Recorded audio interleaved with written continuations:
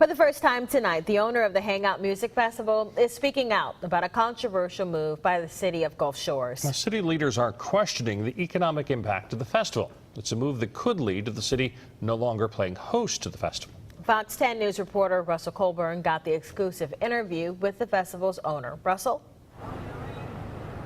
Bob Alani's Hangout owner Shaul Zislin isn't put off by the fact that the city's conducting a study, actually just the opposite. But he says all they're going to find are positive economic effects, supporting why Hangout needs to stay right here in Gulf Shores. They've put ink to paper, regulating where tattoo parlors can put ink to skin. They've stripped so-called offensive and obscene t-shirts from the shelves. When it comes to its image, Gulf Shores and Orange Beach city officials have made one thing clear. They strive to be a family-friendly community. So does the annual Hangout Festival fit the mold? An event that brings thousands to the beach each year, but it brings added noise, traffic, and occasionally lawbreakers. One thing it brings you can't argue with: money. Hangout Festival owner and operator Shaul Zislin says in its 4 years, his festival has contributed over $150 million to the local economy. We have hard data. There is facts.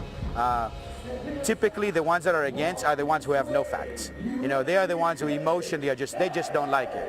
We have facts to show that this is a great benefit. Gulf Shores has Auburn University conducting a $12,500 economic study on the festival to assess its pros and cons. But City Administrator Stephen Griffin says this has nothing to do with deeming the festival family-friendly or not. This particular study is the economic impact analysis part of it. There's other studies that the council may want to do to find out, does it affect that family-friendly image that we strive to maintain. Hangout doesn't mind the study. They call it the city using due diligence. This is a conservative area that is, I think, figuring out how to deal with changing times. There's going to be bumps on the road, and I think that city officials are taking into consideration everything, and at some point I think they will figure it out.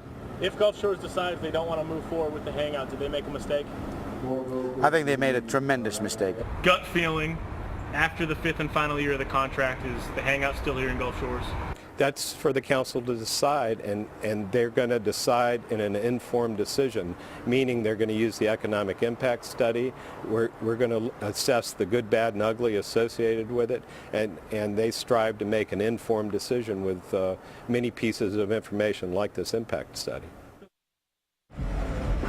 Griffin actually made it clear to me that Hangout Festival's 5th consecutive year isn't set in stone, since the council has to renew the contract every year. He expects that economic impact study to be back in 6 weeks, and a final decision considering that study, other studies, discussions, and public input to be made in the fall. In Gulf Shores, Russell Colburn, Fox 10 News.